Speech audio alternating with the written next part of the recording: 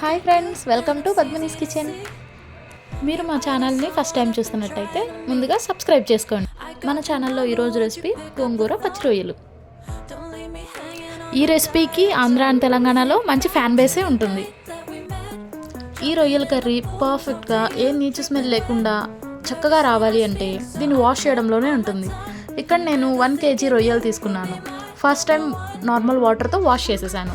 Next time wash కోసం కొంచెం ఉప్పు పసుపు వేసి రొయ్యలకి పట్టించి తర్వాత నార్మల్ వాటర్ వేసి కొంచెం వాటిని క్లీన్గా కడిగి వాటర్ వంపేశాను. ఇలా 2-3 టైమ్స్ వాష్ చేసుకోవడం వల్ల రొయ్యల్లో ఉన్న బ్యాడ్ స్మెల్ అంతా, నీచు వాసన అంతా పోయి ఫ్రెష్గా నీట్గా క్లీన్ అవుతాయి.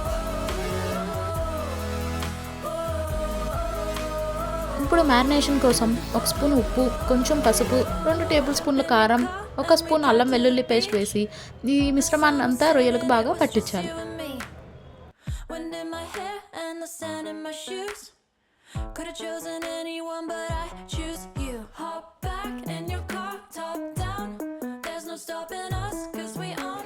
ఇందులోనే కొద్దిగా గరం మసాలా, అరచక్క నిమ్మరసం వేసి బాగా మ్యారినేట్ చేసుకోవాలి. ఇలా నిమ్మరసం వేయడం వల్ల రొయ్యలకి మంచి టేస్ట్ వస్తుంది.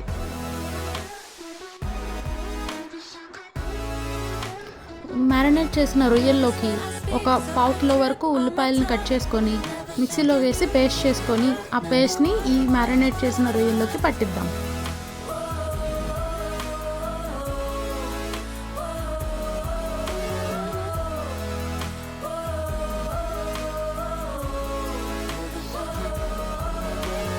ఇప్పుడు ఒక వెడల్పాటి కడాయిని పెట్టుకొని 2 టేబుల్ స్పూన్స్ ఆయిల్ వేసి ఈ మ్యారినేట్ చేసిన రొయ్యల్ని నూనెలో వేసి బాగా వేయించాలి.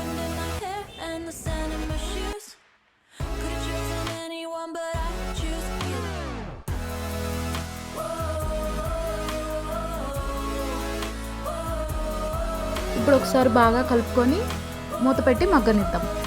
ఈలోపు గోంగూర ప్రిపేర్ చేసుకుందాం. నేను ఇక్కడ ఫ్రెష్ గోంగూర 3 కట్టలు తీసుకున్నాను. ముందుగానే ఒలిచి శుభ్రంగా కడిగి ఆరబెట్టి తీసుకున్నాను. ఇప్పుడు మరో ప్యాన్ తీసుకొని 1 టేబుల్ స్పూన్ ఆయిల్ వేసి 3 పచ్చిమిరపకాయలు, కొంచెం జీలకర్ర అండ్ ఆ గోంగూర, కడిగి పెట్టుకున్న గోంగూర వేసి బాగా వేయించుకుందాం.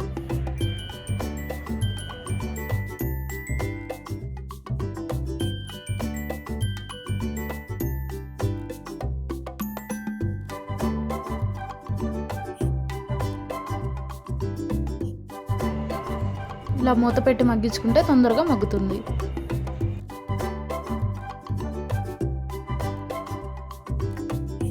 ఇప్పుడు ఒకసారి రొయ్యల్ని కలుపుకుందాం. చూడండి, రొయ్యలు బాగా ఉడికాయి కదా. నాకు కొంచెం కారం తక్కువ అయింది అనిపించింది, అందుకే 1 చెంచా కారం వేసుకున్నాను. అండ్ కొంచెం వాటర్ పోసుకొని బాగా మగ్గనిచ్చాను. గోంగూర కూడా ఒకసారి చూద్దాం. చూడండి, బాగా మగ్గిపోయింది. ఒకసారి మళ్ళీ కలుపుకుంటే ఇంకా బాగా మగ్గుతుంది. ఒక 5 నిమిషాలకి నాకు పూర్తిగా మగ్గిపోయిందండి. ఇది నేను చల్లారి పెట్టుకొని పేస్ట్ లాగా చేసుకున్నాను. మిక్సీలో గ్రైండ్ చేసుకొని పేస్ట్ లాగా చేసుకుంటాను. గోంగూరని చక్కగా పేస్ట్గా చేసేసుకున్నాను. రొయ్యలు కూడా బాగా ఉడికిపోయినాయి, ఆయిల్ అంతా సపరేట్ అయిపోయింది. సో ఈ పేస్ట్ని దాంట్లో వేసేసుకుందాం.